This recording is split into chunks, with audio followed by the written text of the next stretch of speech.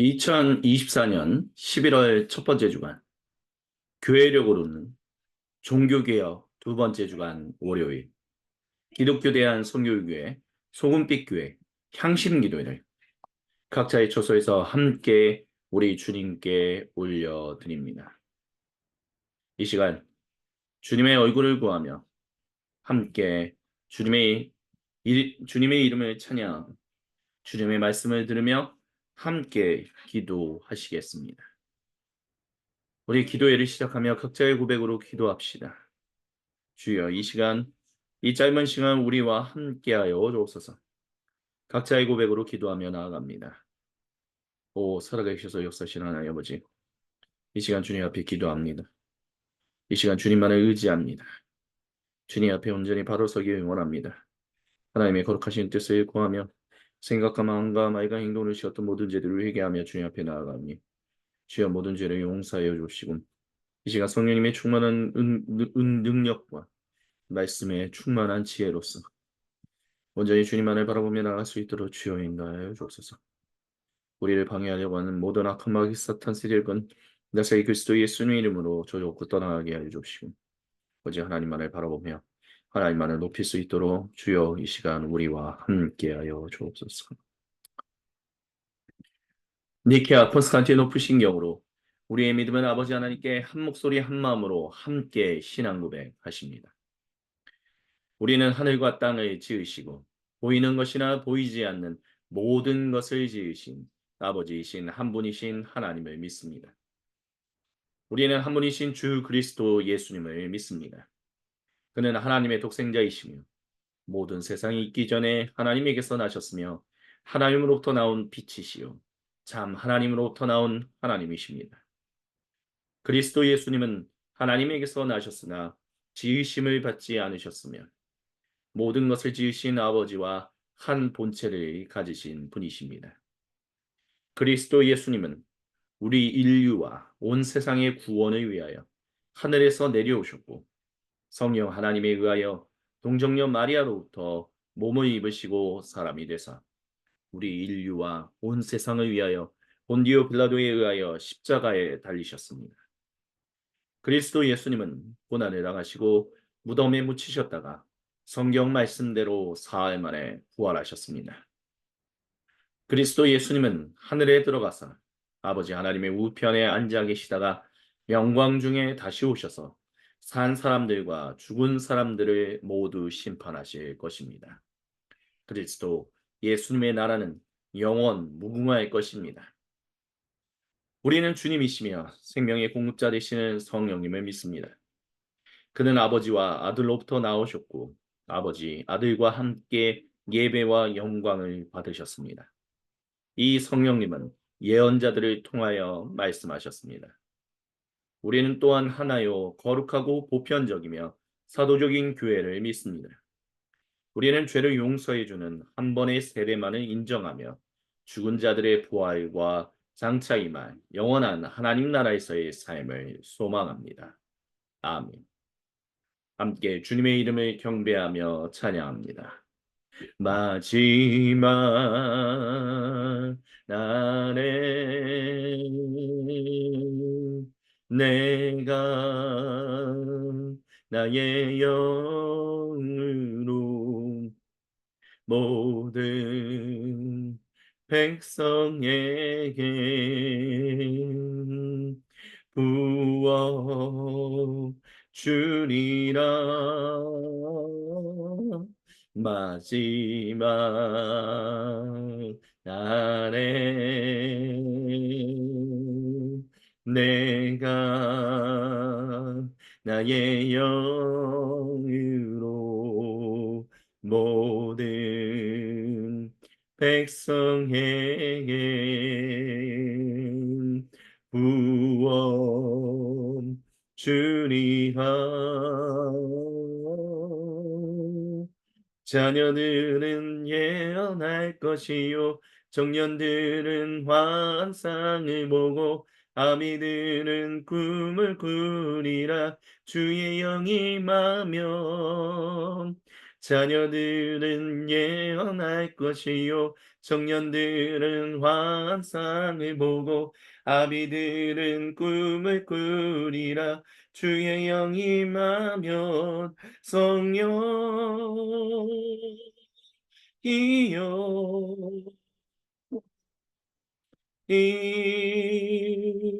하소서. 성령이여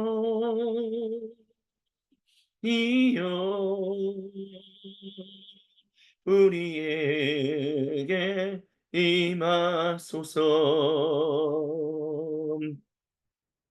자녀들은 예언할 것이요 청년들은 환상을 보고 아미들은 꿈을 꾸리라.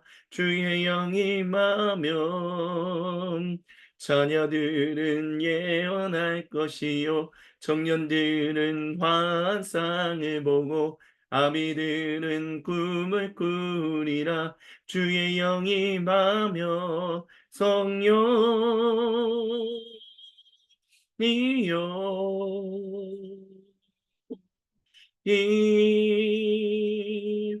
임하소서. 성령이여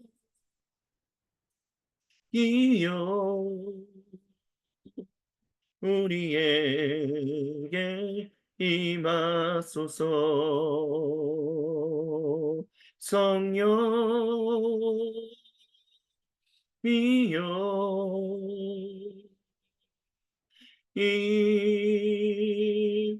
임하소서. 성령이여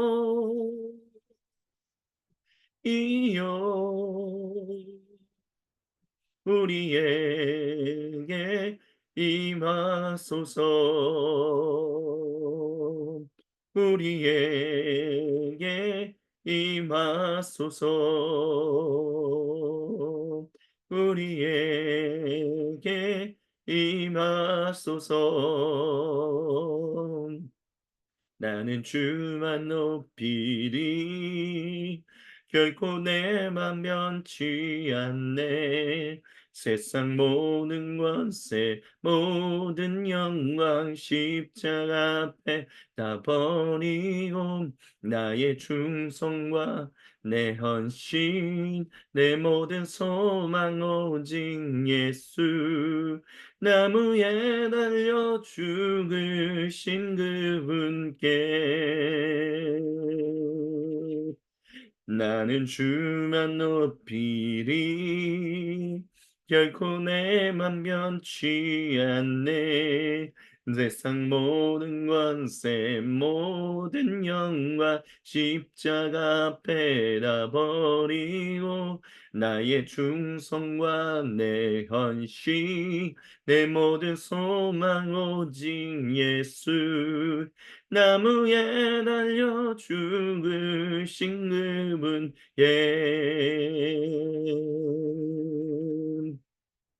오직 우리 주께 내 믿음 소망 찬양 받기 합당한 분 또 오직 만왕의 왕께 엎드려 경배하며 모두 드리리. 오직 우리 주께 내 믿음 소망 찬양 받기 합당한 분 또 오직 만왕의 왕께 엎드려 경배하며 모두 드리리. 나를 지으시고 아버지 되시며 나를 구원하사 하늘에 상 주신 오직 우리 주님께 나 찬양하리. 오직 우리 주께 오직 우리 주께 오직 우리 주께 오직 우리 주께 오직 우리 주께 오직 우리 주께 오직 우리 주께 오직 우리 주께 오직 우리 주께 내 마음 다해 오직 우리 주께 오직 우리 주께 오직 우리 주께 나를 지으시고 아버지 되시며 나를 구원하사 하늘의 상 주신 오직 우리 주님께 나를 지으시고 아버지 되시며 나를 구원하사 하늘의 상 주신 오직 우리 주님께 나를 지으시고 아버지 되시며 나를 구원하사 하늘의 상 주신 오직 우리 주님께 나 찬양하리. 아멘 할렐루야. 주님 모든 영광 감사 찬양 홀로 받으시옵소서. 아멘. 거룩하신 주님, 주님만을 바라봅니다. 주님의 얼굴만을 구합니다. 세상이 산산이 흩어질 수밖에 없는 우리 영혼을 우리 마음을 주님 아시오니 주여 우리의 연약함을 주여 불쌍히 여겨 주옵시고 주님의 거룩하신 말씀으로 그 말씀 앞에 성령님의 충만한 앞에서 이 산산이 흩어진 마음의 조각들이 하나로 모이게 하여 주옵소서. 이 하나로 모여진 주님 이 마음을 주님께로 올려드리기 소망하오니 주여 이 시간 우리와 함께 하여 주옵소서. 이 시간 사도행전을 통하여 주님께서 우리에게 주시는 그 말씀 앞에 나아갑니다. 말씀을 선포하고 증언하는 사람이라 듣는 우리 모두가 한마음 한뜻 한 생각으로 주님 앞에 나아가오니 주여 이 시간 우리와 함께하여 주시옵소서. 살아계신 주님의 이름을 찬양하며 우리 주 살아계신 예수님의 이름으로 기도드립니다. 아멘. 오늘 이 시간 우리에게 주시는 주님의 거룩하신 말씀은 사도행전 18장 23절부터 28절까지입니다. 제가 모든 사람을 위한 하나님 나라 신약 성경으로 봉독해 드립니다.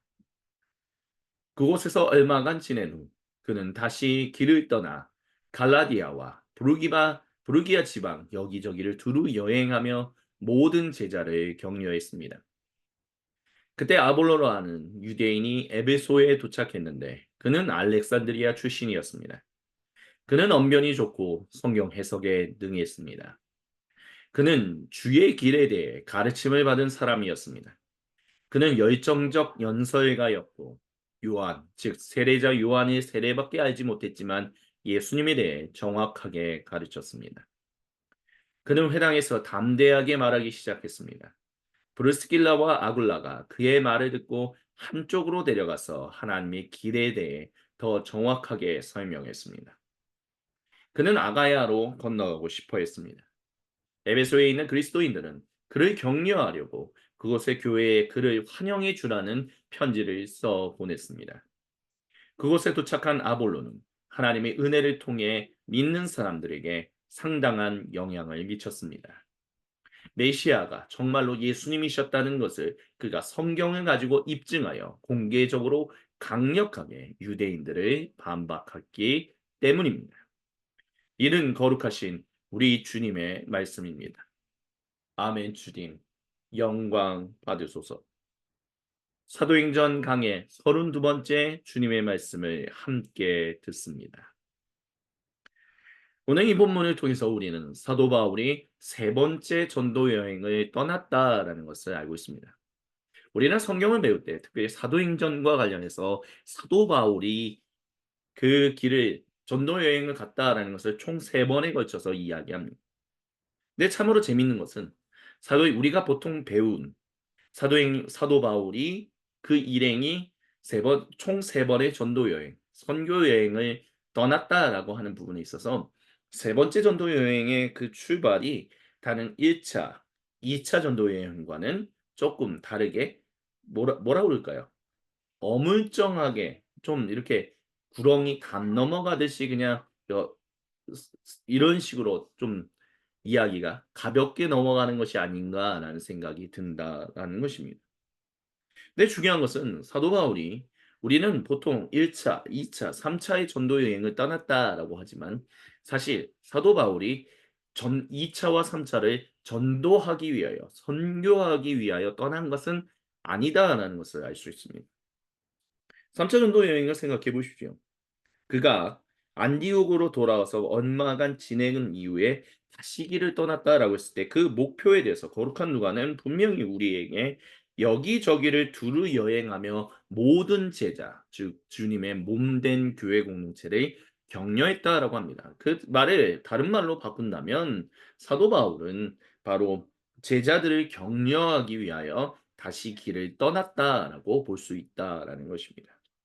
그렇기 때문에 우리는 사실 사도 바울이 1 차, 2 차, 3차 전도 여행을 떠났다라고 얘기하는 것보다는 그가 이 3 차, 세 번째로 떠난 여정 가운데서 로마서를 보내고 했던 여러 가지 것들을 놓고 본다면 오히려 사도 바울의 전도 여행은 1 차 처음 성령님께서 안디옥에 있는 성도들에게 그 지도자들에게 감동을 주셔서 영감을 부어 주셔서 바울과 또한 바나바가 출발했던 것처럼 그리고 2 차와 3 차는 보다 더 목회적인 권면과 돌봄에 초점을 맞춰 있다라고 이야기할 수 있다면 오히려 사도 바울의 전도 여행은 로마서에 나오는 것처럼 스페인까지 가는 것을 염두에 두고 있는 그것. 그것이 어쩌면 사도 바울이 전도 여행을 갔던 어떤 여정, 가장 큰 두 줄기가 되지 않겠느냐라고 우리는 좀 생각해 볼 필요가 있을 것입니다. 물론 사도 바울이 그다음에 교회를 2차 전도 여행이라고 통칭하는 그 두 번째 여정 가운데서 교회들을 격려하고 난 뒤에 "이제 어디로 갈 것입니까? 어디로 가길 원하십니까?"라고 했었을 때 사도 바울이 이제 가려고 하는 길을 막으셔서 이제 바다를 건너서 그리스 지역으로 넘어가게 하셨다는 것은 분명한 사실입니다. 하지만 사도 바울이 분명한 하나님의 어떤 분명한 목적을 가지고 1 차는 주님이 가라고 하시니 복음을 전하라고 하시니 제가 가겠습니다라는 것과 2 차와 3 차의 첫 시작은 제자들을 격려하기 위하여 간 것이기 때문에 오히려 사도 바울이 순수하게 즉 목회적인 다 모든 게 다 순수한 것이죠. 하지만 목회적인 권면과 돌봄이 아닌 정말 복음을 선언하기 위하여 간다라고 하는 여정을 얘기한다면 사도 바울이 첫 번째로 떠났던 전도 여행과 이후에 스페인까지 가려고 한다라고 하는 그것이 보다 더 우리가 전도 여행이다라고 부르는데 합당하지 않을까라는 생각을 가지게 됩니다. 근데 뭐 이 이야기에 동의하지 않아도 괜찮습니다. 그리고 지금 드린 저와 여러분에게 주신 주님의 말씀이 어쨌든 사도 바울의 그 전도 여행이라고 하는 그 어떤 그 여정을 뭐 축소시키거나 아니면 그렇지 않다라고 의미를 바꾸는 것은 아닙니다. 분명한 것은 거룩한 누가는 사도 바울, 특별히 바울에게 초점을 맞추기 시작하면서 1 차, 2 차, 3 차의 그 여정길들을 굉장히 자세하고 꼼꼼하게 기록했습니다. 그 여정이 중요하다라는 의미가 있었기 때문입니다. 그가 했던 일들. 하지만 거룩한 누가는 그런 사도 바울의 여정뿐만이 아니라 계속해서 사도 바울만 그 일행만 중요한 여정을 갔다라고 얘기하는 것이 아니라 다양한 사람들이 함께 갔다라는 것을 강조합니다. 즉 다양한 사람들이 활동했다라는 것을 전한다라는 것입니다. 그렇기 때문에 여기서 아볼로라는 유대인이 등장하는 것은 아볼로라는 특별한 사람이 있었다라는 것을 얘기하기 위한 것이 아니라 아볼로와 같이 새로운 등장인물을 등장시키는 거죠. 그러니까 이 지금 언급하고 있지는 않지만 이미 예수님의 제자들이었던 그 사도들은 계속해서 전 세계에 흩어져서 주님의 복음을 전하고 있었습니다. 그것에 대해서 거룩한 누가가 부인하고 있는 것이 아닙니다.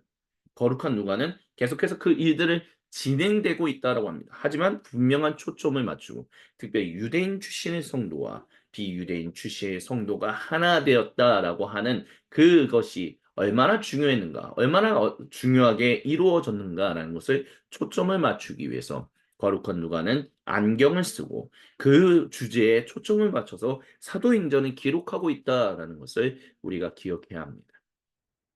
그러니까 사도 바울 거룩한 누가 의사 누가가 사도행전을 기록한 것은 결국 베 베드로라고 얘기하는 그 그룹으로부터 바울이라는 그룹으로 복음의 전달의 중심성이 바뀌었다. 이런 식의 이야기를 하기 위해서 사도행전을 기록한 것이 아니라 특별한 목적을 통해서 베드로를 통해서 그리고 제자들의 어떤 그런 거쳤던 여정을 통해서 결국에는 유대인 출신의 성도와 비유대인 출신의 성도가 하나 되어 주님의 거룩한 몸, 즉 성전을 이루게 되었다는 그 복음이 결과가 드러나게 됐다는. 그래서 그 일이 사도 바울을 중심으로 계속해서 퍼져나갔던 로마 제국 내. 왜냐하면 이 서신이 데오빌로라는 사람이 실제적인 역사적 인물이다라고 가정한다면 분명히 로마 제국의 총독이거든요. 로마 제국의 총독에게 있어서 아니면 로마 제국의 관리에게 있어서 다른 나라, 로마 제국 아닌 다른 나라의 이야기가 관심이 있을까요? 그렇게 중요하지 않을 겁니다. 그렇기 때문에 사도 바울의 어떤 강조점. 그렇기 때문에 그 로마 제국을 중심으로 복음을 선언했던 그 사도 바울과 그 일행의 이야기가 그 여정이 더 중요했기 때문에 어쩌면 또 우리가 집중해 볼 수 있는 것은 이 데오빌로라는 사람이 이 지역, 즉 오늘날의 터키와 그리스 지역을 워낙 잘 알고 있는 인물이기 때문에 그 사람에게 이 지역과 그 사람이 흥미를 가질 만한 이야기들을 여기에 초점을 맞춰서 복음을 전했다라고도 얘기할 수 있다라는 것입니다. 그렇다면 결국 이것은 유대인 출신과 비유대인 출신의 성도가 하나 되게 하신 하나님의 거룩한 여정이라는 것을 베드로부터 시작해서 바울을 통해서 어떻게 이렇게 여정이 흘러가는가라는 그 특별한 안경을 가지고 이야기하고 있는 것이지 예수님의 제자들이 일을 하고 있지 않다 이런 식의 얘기는 하지 않는다라는 거죠. 오히려 전하고 있다는 거죠. 그렇기 때문에 아볼로라는 사람들도 등장하는 것입니다. 그래서 이것을 통해서 주님이 저와 여러분 오늘 우리 모두에게 주시는 첫 번째 은혜와 도전이 있습니다. 그것은 무엇이냐면 복음이라는 것. 복음이 선언되었다라는 것은 결국 유대인 출신과 비유대인 출신. 오늘날로 한다면 한국 사람과 일본 사람, 한국 사람과 중국 사람이 아니면 중국과 메인랜드 오브 차이나와 대만, 타이완 사람들이 하나 되어서 주님의 거룩한 몸을 이루어 성찬을 나누고 하나님께 함께 공동의 예배를 드린다라는 것. 그것이 바로 복음이다라는 것을 우리에게 다시 한번 도전하고 있다라는 것을 우리는 기억해야 합니다. 오늘날 21세기에 우리가 하나님이 이웃이 되어야 한다라고 말하는 사람들은 누구입니까? 하나님께서 기름을 부으고 계신 그 사람들은 누구입니까? 함께 더불어 주님의 거룩한 몸을 이루어 단순히 가는 선교사로서 한 명으로서 거기에 교회가 커지면 내가 떠난다 이런 식의 개념이 아니라 같은 한 가족으로서 함께 주님의 말씀을 듣고 함께 생명의 교제를 나누고 함께 주님 몸과 보혈을 먹고 마시는 그 공동체가 되라라고 하시는 우리가 이웃이 되어야 할 사람들은 누구인가라는 것을 우리는 역사적인 그런 상황 가운데서 살필 수 있어야 합니다. 우리는 당연히 북한입니다. 우리의 이웃은 우리가 이웃이 되어야 하는 사람은 당연히 일본입니다. 그리고 중국도 있지요. 가장 가까운 나라들이 특별히 동아시아라고 얘기하는 북한, 대한민국, 중국, 그리고 일본은 굉장히 가깝지만 서로 정말 친하지 않은 그런 나라입니다. 이런 가운데서 주님의 몸된 교회, 우리가 이웃이 되어야 한다라고 한다면 여기서 주님의 평화와 주님 유일하신 하나님의 단일 가족이 만들어지는 것, 성령님의 기름 부음이 임하는 것, 그것이 오늘 21세기 대한민국 그리스도인들에게 선언하시는 주님의 거룩한 복음의 도전이다라고 얘기할 수 있을 것입니다.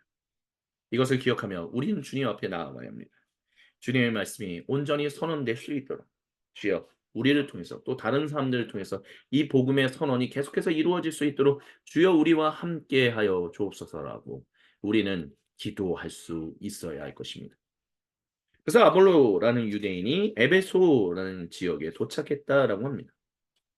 알렉산드리아 출신이다라고 강조하는 것은 이 사도행전이나 우리가 교회사를 초대교회사에 대해서 잘 배우지 않기 때문에 중요하게 여기지는 않는 것 같지만 사실 이집트 지역의 알렉산드리아는 굉장히 한마디로 말하면 오늘날의 대치동 뭐 굳이 대치동으로 표현하면 좀 그렇긴 하지만 대치동 그만큼 공부하고자 하는 사람들이 많이 모여 있는 또 한편으로 굉장히 진리라는 것에 관심이 많은 사람들이 모여 있는 대도시였습니다. 그렇기 때문에 알렉산드리아는 초대교회에 있어서 교회의 역사 가운데서 굉장히 중요한 역할들을 많이 감당했습니다. 물론 그리스도교가 로마 제국에 의해서 공인되고 난 이후에 알렉산드리아 학파와 안디옥 학파의 어떤 서로 설왕설래로 인해서 결국에는 서로 좀 다투고 상처가 나는 일들이 일어나긴 했었지만 어쨌든 그렇게 할 수 있었다라는 것은 그만큼 알렉산드리아에 있었던 그리스도교 공동체가 굉장히 큰 영향을 끼쳤다라는 것을 얘기합니다. 그렇기 때문에 알렉산드리아라는 것, 아볼로가 알렉산드리아 출신이었다라고 얘기하는 것은 단순히 아볼로가 괜찮은 사람이었고 지식이 많은 사람이었다라는 정도뿐만이 아니라 그만큼 알렉산드리아 교회가 중요하다는 것을 거룩한 누가도 알고 있기 때문에. 물론 아볼로는 이때 당시에 교회 그리스도인은 아니었 뭐 교회가 있었다 그런 얘기를 의사 누가가 얘기하지 않습니다. 그리고 우리가 교회사를 통해서 우리가 그리스도교사를 배우면서 알게 되는 것은 결국에는 알렉산드리아 교회를 오픈하는 시작하는 사람은 속사도 마가라고 보통 이야기를 합니다. 그래서 속사도 마가가 거기서 교회 공동체를 세우고 거기서 순교당했다라고도 이야기를 하지요. 하지만 이 알렉산드리아 출신의 이 아볼로가 굉장히 주님에 대해서 잘 알고 있었다라는 거예요. 그래서 브리스길라와 아굴라가 그에게 수저 하나를 더 놓아서 그가 전하고 있는 예수님에 대한 이야기가 더욱더 분명해지고 완전해질 수 있도록 온전해질 수 있도록 이끌었다라고 얘기하는 것은 우리 그 거룩한 누가가 우리에게 전해주는 일종의 보너스와 같은 이야기다라고 할 수 있을 것입니다. 그래서 성경 해석에 능했던 그가 주님의 길에 대해서 우리는 보통 옛날 말로 도라고 표현했죠. 근데 그 길에 대해서 가르침을 받았고 전했다는 것입니다. 그래서 예수님에 대해서 정확하게 가르쳤다라고. 그렇기 때문에 회당에서 담대하게 말했다라고. 여기서 우리는 재미있는 장면들을 포착할 수 있습니다. 브리스길라와 아굴라가 계속해서 교회 공동체도 있었지만 회당에도 나갔었다라는 거. 그래서 회당에서 전해지는 그 얘기 듣고 저건 예수님에 대한 얘기인데 여기서 조금만 더 나아가면 되는데 하면서 따로 어떤 그의 이야기 선언하는 설교가 끝나고 난 뒤에 그분이 바로 예수입니다라는 얘기가 오고 갔다라는 오늘날 21세기에 우리 주님의 몸된 교회에도 이런 일들이 계속해서 일어날 수 있었으면 좋겠습니다.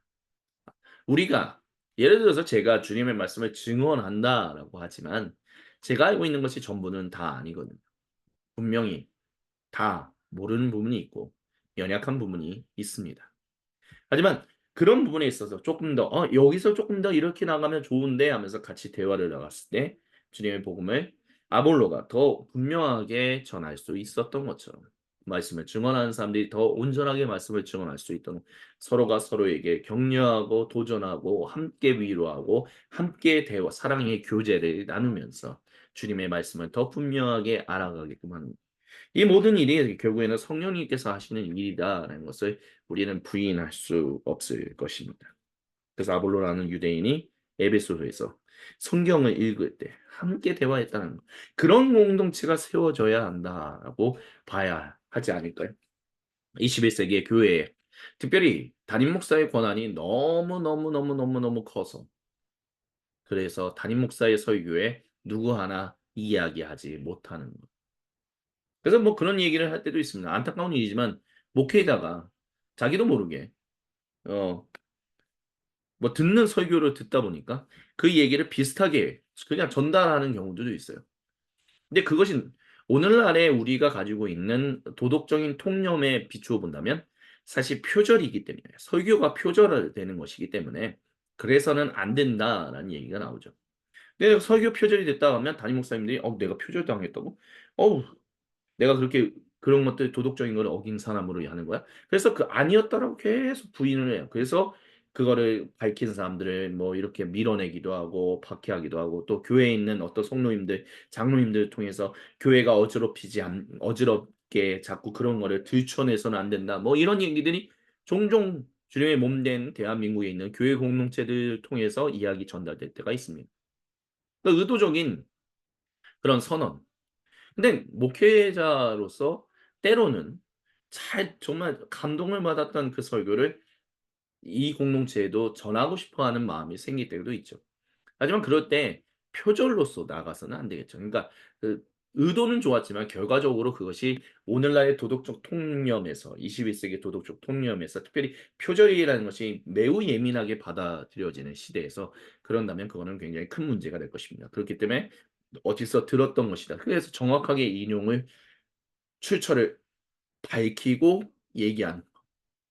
근데 그게 잘 안 됐다면 우리나라 사람들은 사실 그게 잘 안 되거든요. 우리가 어디에서 인용을 했다, 어디서 감동을 받았다, 그거를 출처를 정확하게 밝히는 것을 잘 중요하게 여기지 않았던 그런 문화권에서 살다 자라나다 보니까 목사님들이 그런 부분에 있어서 잘 인식하지 못할 때가 있습니다. 근데 제왕적인 목회자상 그런 교회가 아닌 정말로 그냥 열려 있어서 그래서 어떤 분이 나타나서 근데 이 설교는 이렇게 가시면 오늘날의 도덕적인 통념상 표절이라는 어떤 그런 것이 되기 때문에 조금 더 인용과 출처를 정확하게 밝혀주시고 또 이렇게 이렇게 하면 더 좋지 않을까요? 라는 조언을 하는 것은 매우 중요한 일이다라고 생각합니다. 그럼 조언이 됐을 때 그렇군요. 죄송합니다. 제가 더 잘하도록 하겠습니다. 그것이 오히려 주님의 몸된 교회를 더욱더 건강하게 만들 수 있는 이 본문을 오늘날의 상황, 21세기의 상황에 적용했을 때는 적용할 수 있는 하나의 예시가 되지 않을까라는 생각이 됩니다. 그러니까 우리는 그런 상황들을 찾아야 한다는 거죠. 서로가 돕고 도우면서 격려하고 도전하고 위로하면서 주님의 말씀이 잘 전달될 수 있도록 그런 대화를 나누는 공동체. 그런 공동체가 된다는 것이 얼마나 아름답고 좋지 않겠습니까? 주님은 우리가 그와 같은 교회 공동체가 되어야 한다라고 지금 이 시간 두 번째로 이 본문을 통하여 저와 여러분 우리 모두에게 도전하십니다. 그리고 세 번째로 주님께서 우리에게 주고자 하시는 중요한 것은 메시아가 예수님이었다라는 것을 가지고 그가 아가야 지방으로 떠났다라는 것입니다. 그래서 에베소에 있는 교회 공동체원들이 그를 격려해서 보냈다라고 하죠. 그곳의 교회에 그를 환영해 주라는 말을 합니다.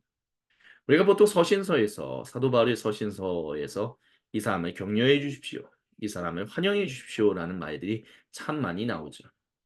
이렇게 서로가 서로를 이렇게 그 일종의 신분을 보증한다. 뭐 이렇게 얘기할 수도 있겠죠. 이 사람이 참 좋은 그리스도인입니다. 참 주님께 영감 성령님의 충만한 가운데 그 영감이 넘치는 그런 사람입니다라는 것을 증명해 주는 일들이 일어나는 것. 오늘날 21세기의 대한민국 교회에서도 그런 일들이 일어나야 하지 않을까요? 그래서 뭐 기독교 대한 선교교회 헌법을 보면 예를 들어서 감동이 되는 근데 우리 교단이 아닌 다른 어떤 분을 초청하고자 하는 경우에는 지방회와 총 지방회에 알려서 그것을 이제 허가라고 표현하면 좀 그렇긴 하지만 승인을 받고 동의를 받고 초청하는 그런 식의 일종의 절차가 있습니다. 절차가 복잡하고 굳이 그런 절차가 필요하냐 그렇게 얘기할 수도 있습니다. 근데 중요한 것은 그런 절차가 있었던 이유 중에 하나는 결국에는 그 절차가 우리에게 유익을 줄 수 있는 일들이 있다라는 것이죠.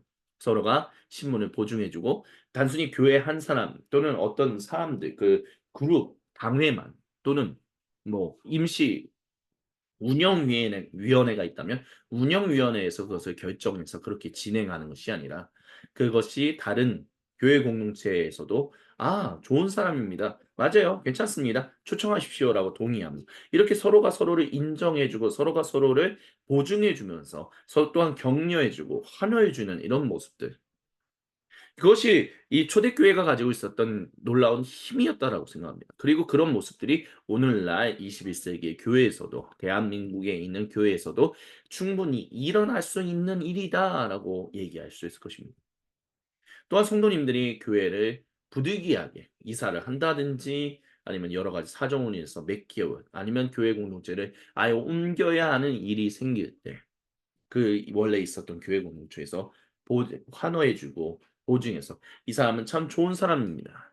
이 사람은 참으로 잘 주님을 섬겼던 사람입니다. 이 사람을 잘 환영해 주십시오."라는 편지를 하나 가지고 와서 그 교회에 보내 주고 그 교회 공동체에 있는 지도자들이나 교회 공동체원들은 그걸 보고 '아 참 좋은 사람이군요. 주님 안에서 환영합니다. 주님 안에서 사랑합니다. 주님 안에서 격려합니다.' 이와 같은 일들이 일어난다면 얼마나 더 좋은 일들이 우리 주님의 몸내 대한민국에 있는 교회 공동체들의 좋은 영향력을 끼치지 않겠냐라는 생각을 가지게 됩니다. 아볼로가 결국 그 환영을 받아서 하나님의 은혜를 통해 믿는 사람들에게 더 많은 영향을 끼쳤다라고 말하는 거예요. 이런 모습들이 21세기의 대한민국 교회에서도 일어나지 말라라는 법은 없다라는 것을 주님은 기억하라라고 우리에게 말씀하십니다. 꿈 같은 이야기일 수도 있습니다. 굳이 그렇게까지라고 얘기할 수도 있습니다. 하지만 그렇게 할 수 있다면 정말 아름다운 일이 계속해서 일어날 수 있을 것이다라고 우리는 얘기할 수 있을 것입니다. 기억하십시오. 주님은 주님의 몸된 공동체가 온전히 건강해지는 일들을 위해서 계속해서 성경을 통해서 초대교회의 모습을 통해서 우리를 도전하시고 우리에게 격려하십니다. 초대교회가 완전했기 때문이다라고 말씀드린 것이 아닙니다. 초대교회에도 연약한 부분들이 분명히 있었습니다. 하지만 저도 주님의 복음이 전하였고 그 복음의 결과로 유대인 출신과 비유대인 출신의 서로 함께할 수 없는 사람들이 유일하신 하나님의 단일 백성이 되었다는 결과물로 나타났을 때 그게 바로 평화의 선언이었고 그것이 바로 진정한 평화, 로마의 팍스 로마나의 평화가 아닌 아, 정말 팍스 크리스투스 그리스도의 평화가 전달되었다라는 것. 그와 같은 이들이 오늘날 이 한국 땅에서도 계속해서 일어나기를 우리 주님은 간절히 원하고 계십니다. 아멘. 이 시간 주신 말씀을 기억하며 잠시 주님 앞에 기도하며 나아갑시다. 우리 주여 한번 외치고 각자의 고백으로 세상에 산산이 흩어졌던 마음의 조각들을 하나로 모아주신 주님께 감사하며 우리의 마음을 올려드리며 함께 향심의 기도를 드리시겠습니다. 같이 주여 한번 외치고 기도합니다. 주여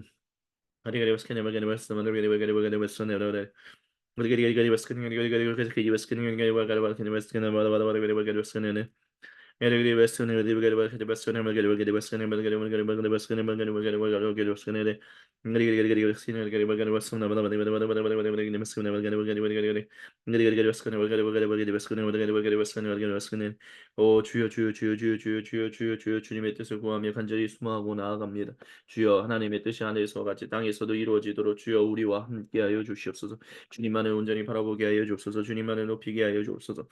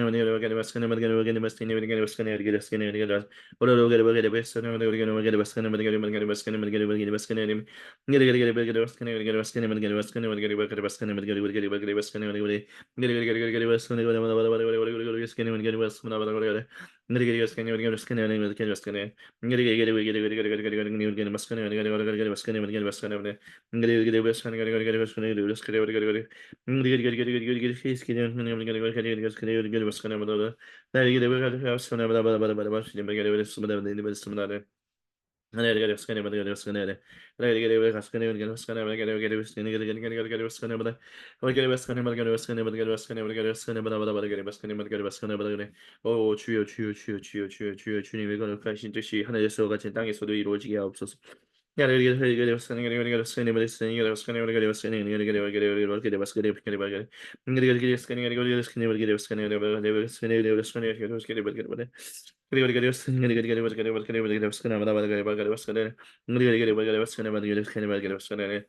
오 주여 주여 주여 주여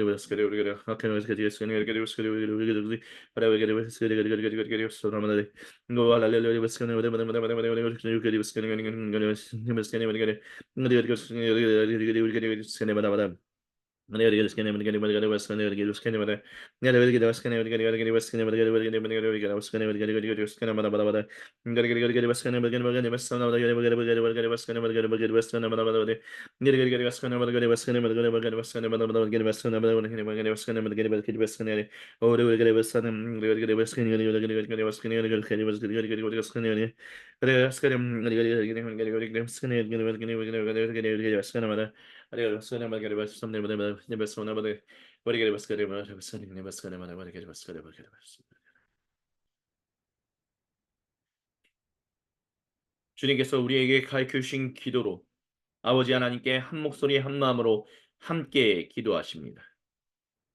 하늘에 계신 우리 아버지, 아버지의 이름을 거룩하게 하시며 아버지의 나라가 오게 하시며 아버지의 뜻이 하늘에서와 같이 땅에서도 이루어지게 하소서.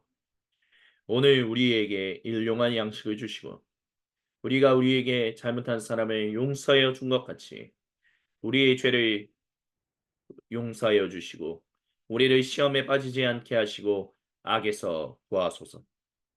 나라와 권능과 영광이 영원히 아버지의 것입니다. 아멘. 주님께 모든 영광과 감사와 찬양을 올려드립니다. 주님 홀로 영광받아 주시옵소서. 이것으로 종교개혁 두 번째 주간 월요일 기독교 대한 선교교회 소금빛 교회 향심기도회를 마무리합니다.